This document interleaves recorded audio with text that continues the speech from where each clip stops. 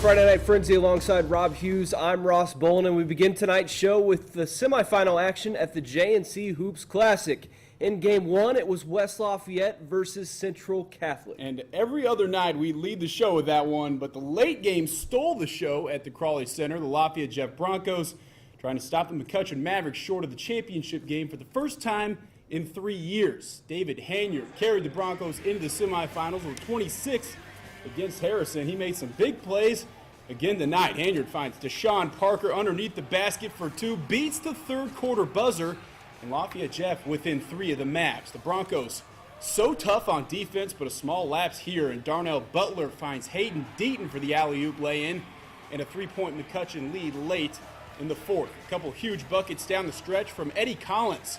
Spots up in the corner, drills the triple to tie the game at 40. McCutcheon would gain possession with just over 2 minutes to go, and the Mavs were determined to get the final shot. They hold it the entire time, beginning running offense inside 15 seconds to go, and they were sharp. 6 passes, only 7 seconds, leads to the 3-ball corner pocket from Butler for the 43-40 lead, but he left some time on the clock. 2.7 seconds left for the Broncos. Daniel Rixey inbounds it to Hanyard, lets it fly, and it almost goes. McCutcheon escapes, though. 43-40, heck of a game from the Broncos, but the Mavs are moving on. In the first game, the Central Catholic Knights and West Lafayette Red Devils squaring off. CC won this matchup in the J&C a year ago. Second half, Mike Carlisle drives. Jackson Anthrop helps off his defender. Jared Snowball makes him pay. That baby Jerry. Jerry, baby. Gives his West Side the biggest lead of the game. The coach still on. Most of the way. Anthrop and the Knights not going away. You wouldn't expect them to. Uses a screen, hangs 3 right back. Carlisle with another huge night. Gets near the free throw line, turns and drills the right-handed floater. 28 points, 8 assists. West Side trying to milk it away, but the Knights playing tough. Like I said, Bradley Biddle's pass poked away by Luke Fusick, and Tyler Powers lays it in plus the foul. The Knights trying to make it a comeback, but it was a little shaky in the end for the Red Devils to help them out. Almost another turnover. Kyle Gitt gets a hold of it, though. Just how Coach Wood drew it up. Yeah, he's probably not psyched about that. It goes up for the bucket plus the foul. They take the win, 71-64. They do hold on. We'll hear from Coach Dave Wood later in the Coach's Corner.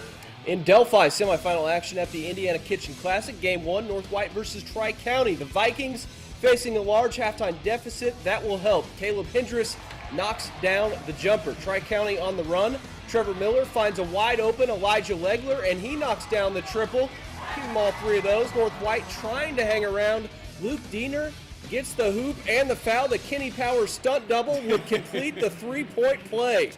At the other end, Coach Shear had to have been happy with the ball movement. 4 Cavaliers touch it before Legler finishes with the pretty reverse lay-in. Tri-County would put the game away for good the rest of the way. A steal leads to the fast break. Might as well take it yourself. Austin Schneider. The Cavs advance to the championship. 92-50, the final. In Game 2, the Oracles in action against the Rossville Hornets. Not the best start in the world for Delphi. Kyler Castor says, "I'll take that. You take this." 2-0 Rossville. From that point on, the Oracles couldn't do much wrong in the first half. Blaine Walters using the bowl and bank.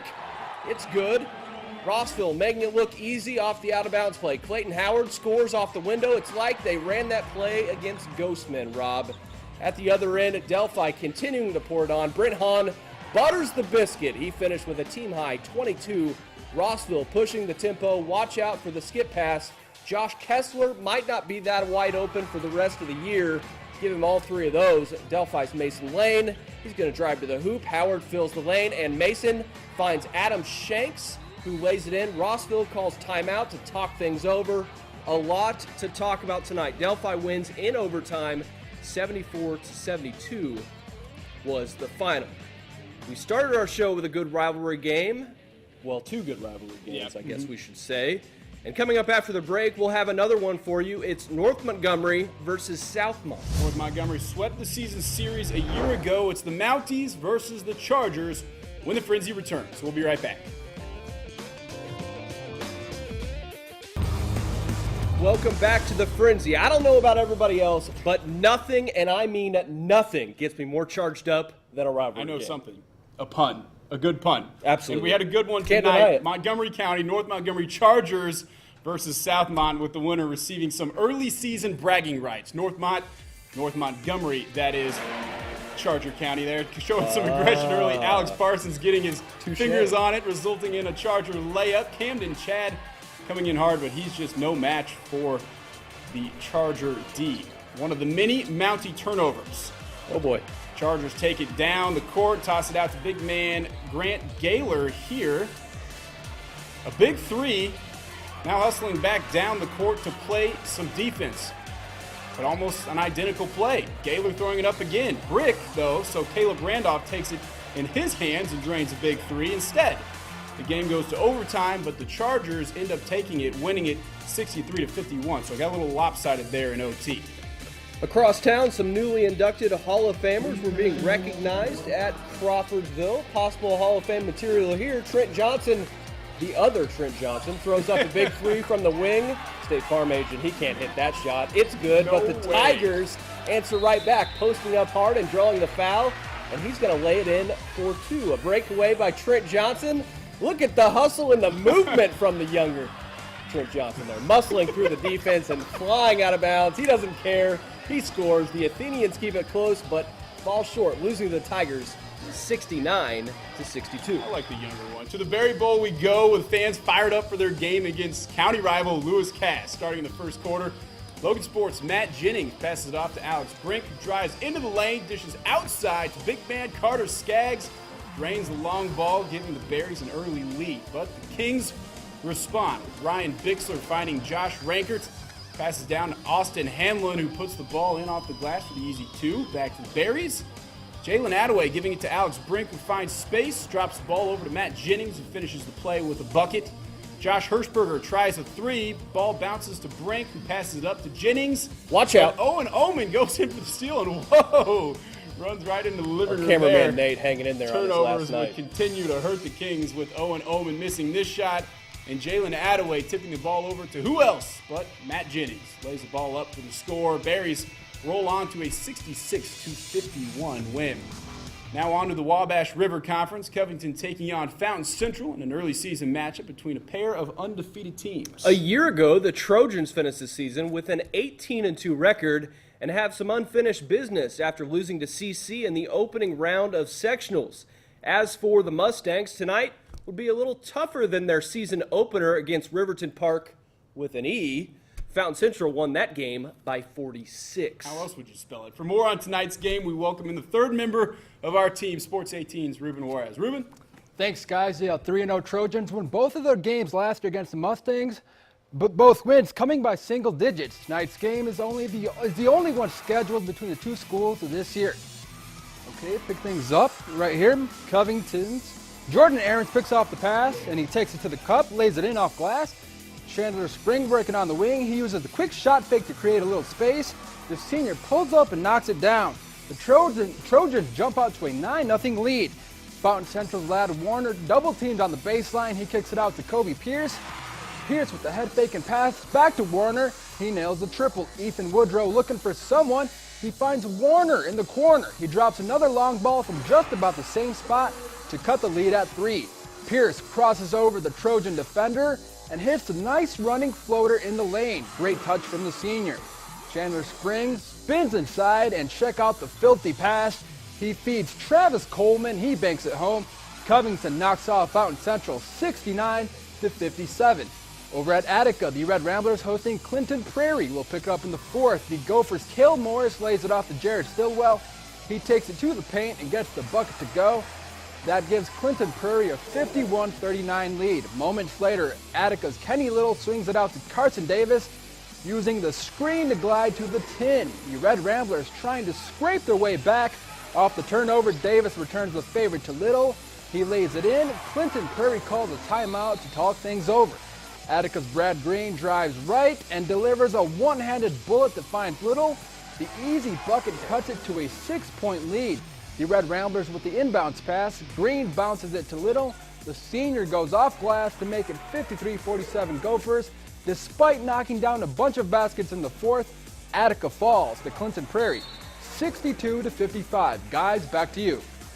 Thanks, Ruben. It's that time of the night coming up after the break. We'll catch up with West Lafayette head coach Dave Wood. The Red Devils picked up the 7-point win tonight. Coach is in the studio. You can hear from him next in the Coach's Corner. Frenzy will be right back. There's the Greyhound.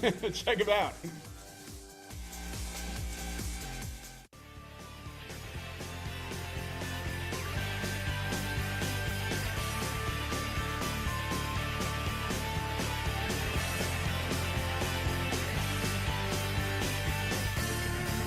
Welcome back to the Frenzy, making his first appearance on our show. West Lafayette head coach Dave Wood. When you win on Friday night, the extra incentive, you get to come in and talk to us about it. Which he's psyched about, right? Absolutely. Obviously.